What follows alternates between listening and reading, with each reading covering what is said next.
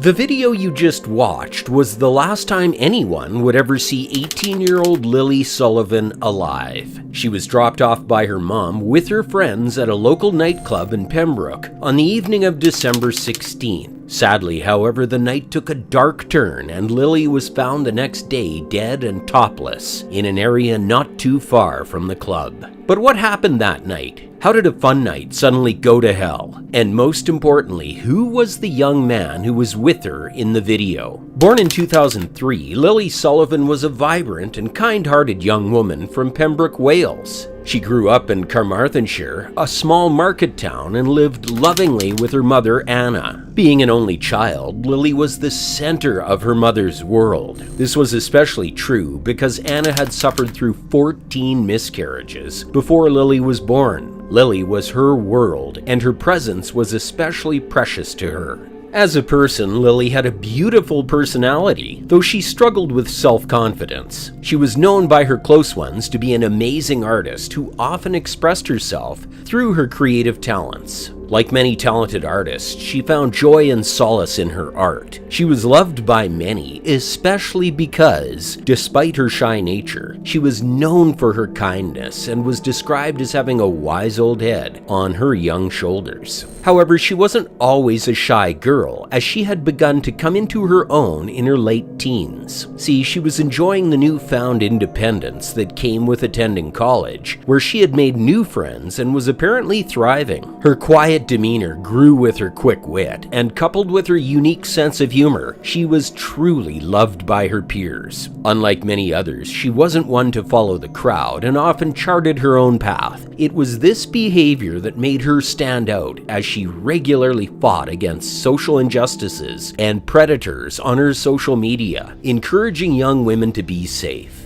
Up until December 16th, Lily's life had been going quite smoothly. She had just started driving lessons and was excited about the prospect of driving on her own. She was also enjoying her part-time job at a supermarket and the attention of her new friends. In 2021, she turned 18 and she was faced with a whole new world of social opportunities. It was then that she realized she loved house music and spent her Friday evenings at local pubs and clubs dancing and enjoying herself with friends. Exploring her artistic side, she had even recently gotten her first tattoo, a spider in the middle of her chest with ivy leaves extending over her shoulder. In short, her life was truly just beginning and was filled with so much promise of new experiences and achievements. However, all that came to an end on December 16th, 2021. On December 16th, Lily had a festive night planned with her friends. They had planned to hang out and celebrate the holiday season as a group. Starting with pre-drinks at the Castle Pub in Pembroke, the group was expected to have a jolly good time.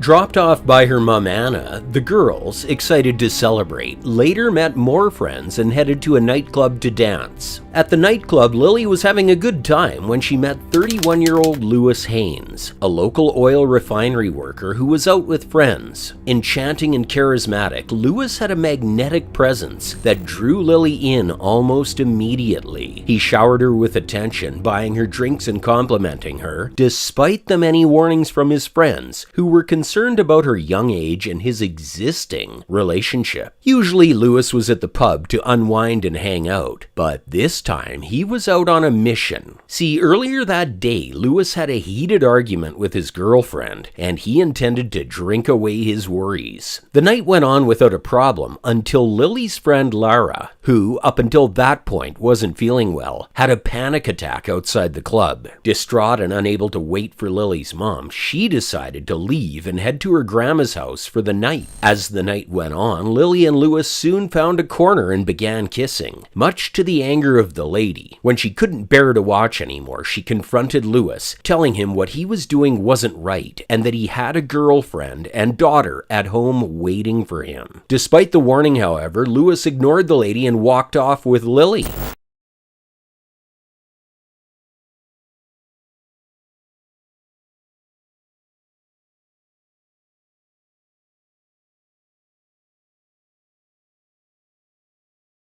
As the night went on, the two spoke as they walked the street together.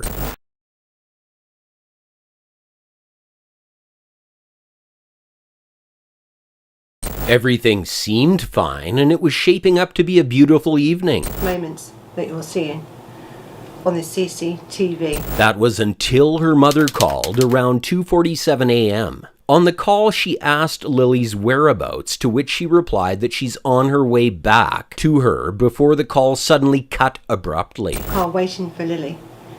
That Lewis Haynes. Parked at a nearby garage and panicking, Anna called Lily 13 more times, but the call went to voicemail. She then called Lara and learned that she wasn't with Lily and had gone to her grandmother's house. Panicked, she continued to try and piece together what was going on when a man ran past her car with his hand on his head. He stopped for a moment and stared at her before running off into the night. Something is wrong.